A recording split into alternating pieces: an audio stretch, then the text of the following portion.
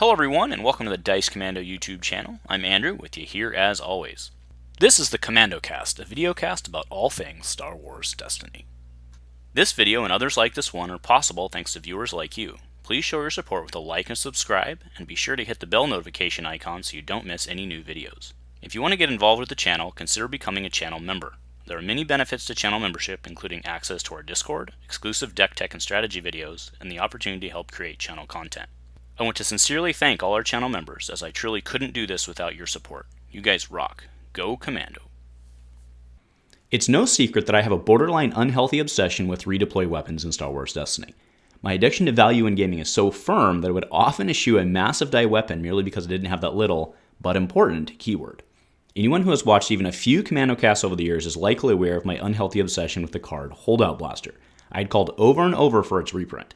And while FFG wasn't willing to step up to the plate, in my personal opinion largely due to their distrust of ambush weapons after the Sabine and CAD design issues early on, in the Echoes of Destiny set, ARH has stepped up and delivered. And with that, Holdout Blaster joined ARH standard aside many other amazing redeploy weapons. And yes, while you think I'd be overjoyed to just auto-drop Holdout into all my builds, I'm actually finding that it isn't able to make the cut. So despite being in the age of the redeploy, where you'd think I'd be in Andrew heaven, I find myself in this odd spot where I actually have too many redeploy weapons in my decks. Is this a rich people problem? Maybe so. Probably is. But it also raises an interesting point of discussion.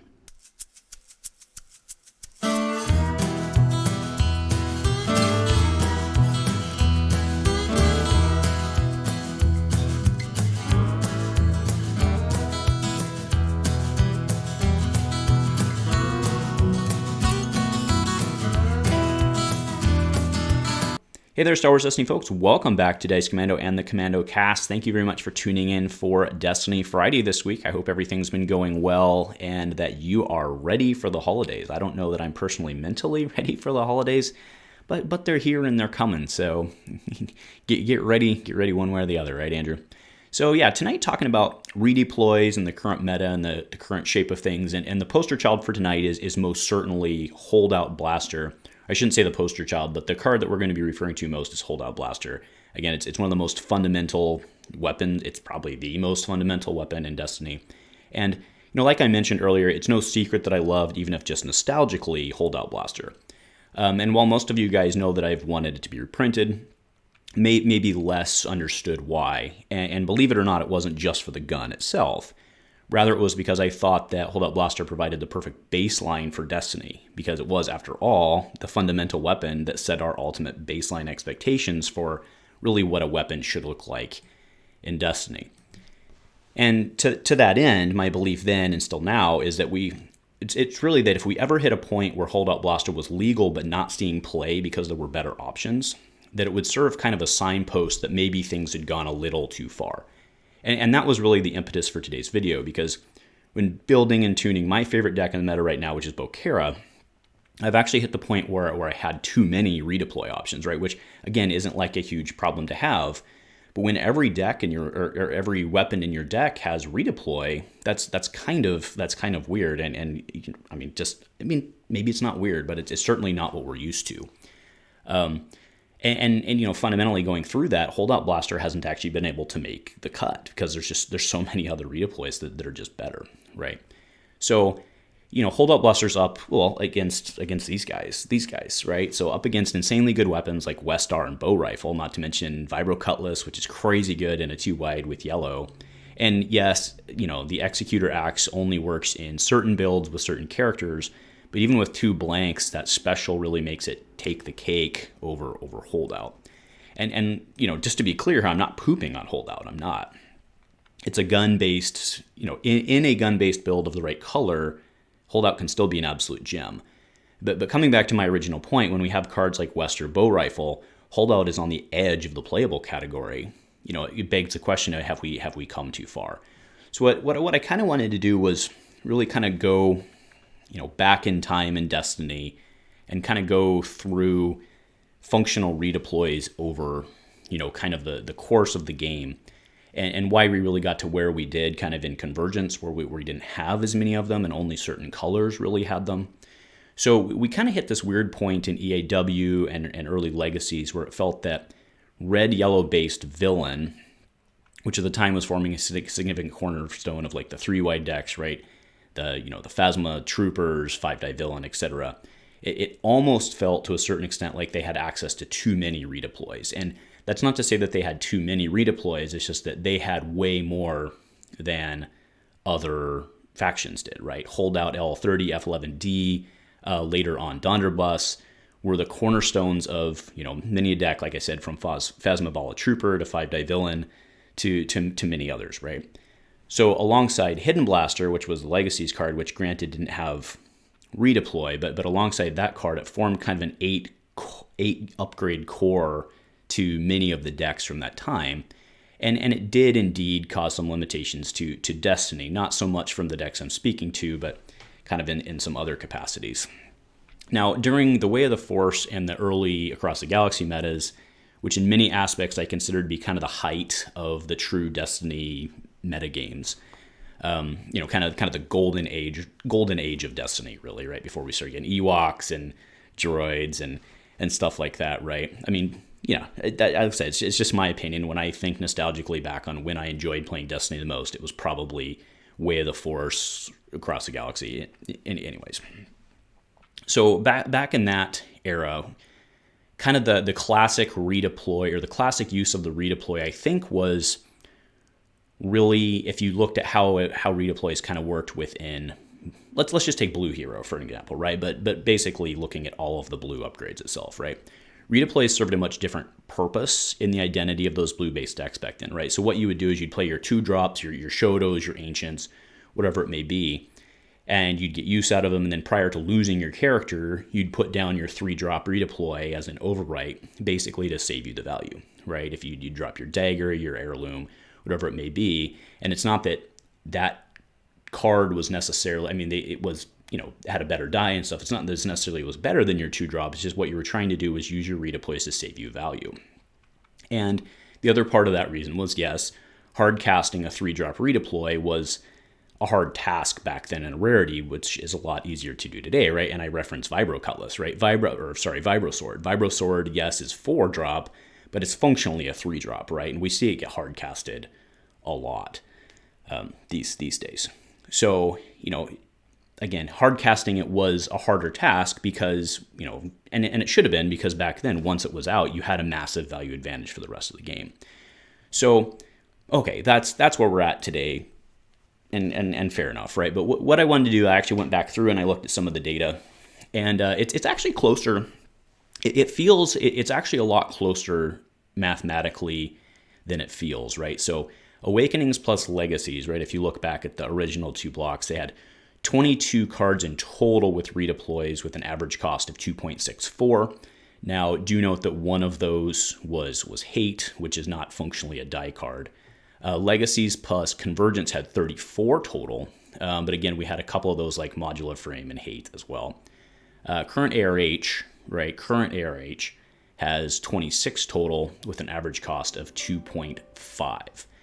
So, okay, that's relatively close if you look at it. We do have more redeploys available.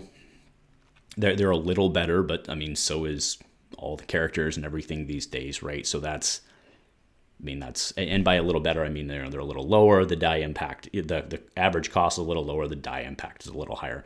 But again, I don't think that's out of line with, some of the pretty standard creep we've seen, right? So, like I said, that's where we're at today. You can draw your own conclusions from the data, but functionally, there are a little more, data-wise, there are a few more redeploys around with a little more impact. I think the difference being that I think the reason it feels different in terms of there being more functional redeploys today is because of the impact of those guns, right? Or of those weapons. Right, you look at something like bow rifle. Bow rifle or Westar, right? Bow rifle and Westar, I think, are kind of the poster childs for much of this discussion. Like there had been discussion. Westar is an amazing weapon, and I think there'd been discussions even prior to this next set that maybe Westar didn't need to have redeploy, but you look at bow rifle. Bow rifle also has redeploy, and 4 damage sides that are non-modifiable and can go both ways. I mean, this cards are just bonkers good. I mean, Vibro Sword has been a staple. Like, I don't see many upgrade-based decks not playing Vibro Sword if they're running yellow. Again, Vibrax can go either way, but fine. So that's, so what I'll do is I'll throw those up and I'll put Holdout in the center. And, just comparing those, right? I mean, Holdout Blaster, which is something that, again, kind of served as that fundamental redeploy piece outside of the blue lightsabers redeploys. It kind of served as that basic gun. And it's just not to the point where it can play anymore, which I do think, like I mentioned on the way in, is, it serves as that signpost that maybe we've taken it too far, or that we've basically creeped beyond. And again, just because Holdout Blaster can't be played anymore, that's not the end of the world. But I do think it's a good thing to maybe sit and pause and be like, look at where we're at, right? And, going back to Westar and Bow Rifle, maybe really the answer on stuff like this is, both of these have an ability. I think both of these somewhat to a certain degree mirror some of the creep we've seen on a lot of characters where they do something and they have a power action. And I think, that's been some of the, that has been one of the observations that we've seen going through, is that characters have picked up more functional abilities. And I think that's what we're seeing on, these cards as well is, you compare this to like an A300 that has, pretty decent sides.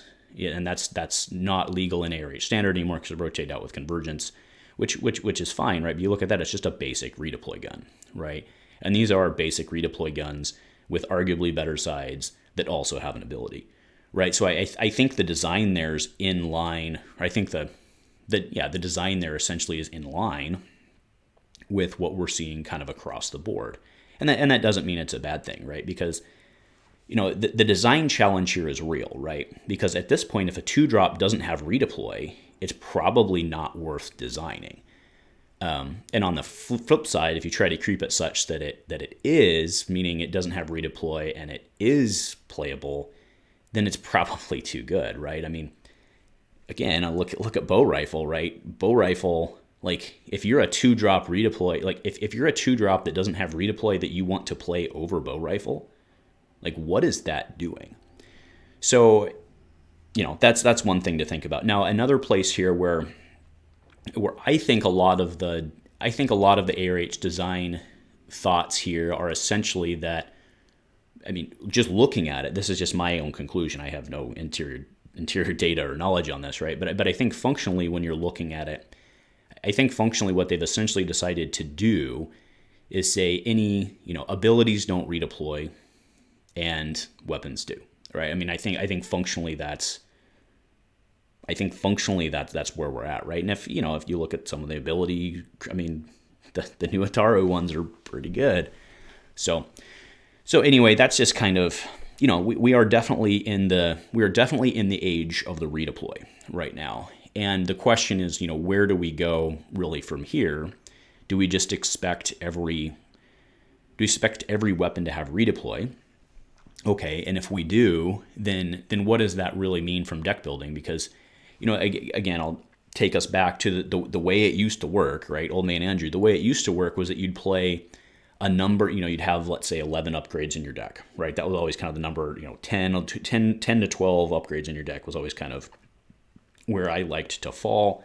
You'd have roughly, if you were playing guns, maybe you'd have more, but, from like a blue hero standpoint, you'd have maybe 6 or 7 upgrades that weren't redeploy, and then you'd have kind of the balance of those that were your 3-drop overwrites, right? And functionally, if we're at the point now where once something hits the table, it stays there, do you need as many weapons?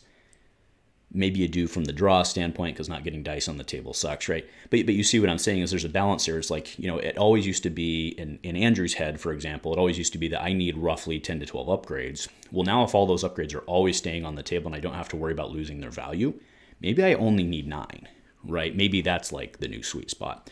So that's kind of what I'm thinking is, going forward in the age of redeploy, how does it change our deck building? And then, one more thing to add on to that in next week's cast, I'm going to come back and talk about piloting. But another part of this is functionally, because we're seeing so many characters with piloting, which, when you're running a piloting deck, I'm giving away everything from next week, but, just kind of data dumping it out, right? But when you're running a piloting deck, right, it's no secret that functionally your ships are weapons, right? I mean, functionally they are, right? And they're functionally weapons with redeploy because they stay out the whole time. But when you add that on, that, we've seen some of these red hero piloting decks where you can run a fair number of 2-drop ships, and then you can run West Star, and all of a sudden you're rolling in, 6 or 7 dice if you get like ace pilots or something out there, or you have the capability to roll out 6 or 7 dice, right? It really starts changing things and how our builds work, because, now if you don't have to worry about having a ship and upgrades because they all functionally work the same.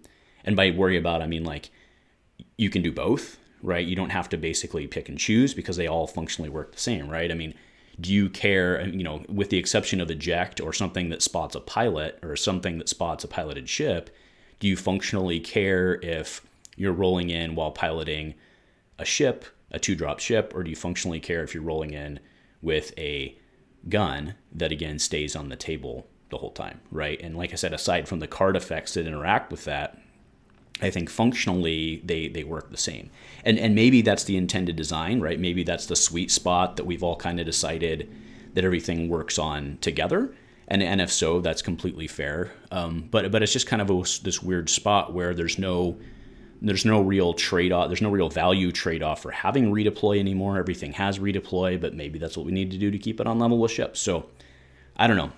Like I said, I think this is really interesting observation of kind of how, when I sit down and I start cramming everything in, all of a sudden everything's a redeploy.